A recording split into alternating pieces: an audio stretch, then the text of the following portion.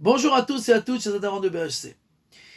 Dans la paracha, nous lisons sur Sarah Imenu, et la Torah nous dit qu'elle a vécu 100 ans, et 20 ans, et 7 ans. En tout, 127. Et la Torah nous dit qu'elle a vécu 100 ans, et 20 ans, et 7 ans, et ce sont les années de Sarah. Shene Chaye Sarah. Les commentateurs posent toute la question, bien entendu, pourquoi on répète? Si on nous dit qu'elle a vécu 100 ans, et 20 ans, et 7 ans, 127 ans, pourquoi besoin de dire ce sont les années de Sarah? On a bien compris que les 127 ans, ce sont les années de Sarah. Et Rashi vient au nom de nos sages et nous dit que c'est pour nous apprendre que Kulam Shavim le Tova. Ce sont les années de Sarah. Toutes les années de Sarah, les 100 et les 20 et les 7, toutes les années étaient égales en bonheur. Et s'il y a bien une chose qui est incompréhensible et impensable, c'est de dire que Sarah Imenu a eu le bonheur toute sa vie. Elle était stérile jusqu'à l'âge de 89 ans. Et quand elle a décidé de rentrer sa servante comme épouse à son mari, Agar, celle-ci tombe enceinte directement et commence à la prendre en dérision. Et après, elle finalement tombe enceinte et Ishmaël essaye de tuer son fils.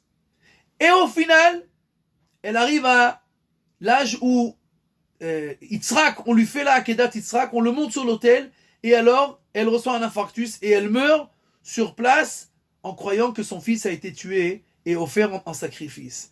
Comment on peut dire d'une femme pareille que toute sa vie n'était qu'un suivi de malheur et de souffrance? Kulam Shavim le Tova. Tout était égal en bonheur.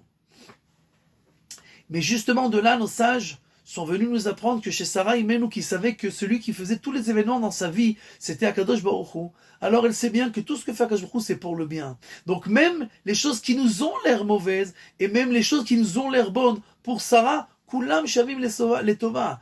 Quand on lui dit, mais tu es stérile, Akol le Tova, ça aussi c'est bien. C'est mon bonheur. Si c'est ça que Dieu veut, alors c'est ça que moi je dois recevoir et accepter et être joyeuse de ça, puisque c'est ça que j'ai besoin à ce moment précis. Si après il veut que je tombe enceinte, alors je tombe enceinte. Mais de là nous apprenons que, en tant que descendants de Sarah Imenu, nous devons nous rappeler que tout ce qui se passe dans notre vie, dans ce monde-là, Akol Shavel et Tova. Après que Trump a été élu, j'ai dit à mes élèves que nous devons remercier Akadosh Baruch Hu. Ils m'ont dit, et si Kamala Harris avait été élue, on n'aurait pas dû être joyeux. Je dis si on était joyeux aussi, mais nous prions tout le temps à Akadosh Baruch Hu de voir le bien. Nous savons que tout est bien, nous devons dire merci pour ceci ou pour cela, pour le bien ou pour le mal, qui est à nos yeux, en sachant toujours que Kulam, Shavim le Tova. Tout ce qui se passe dans notre vie, ce n'est que pour notre bonheur.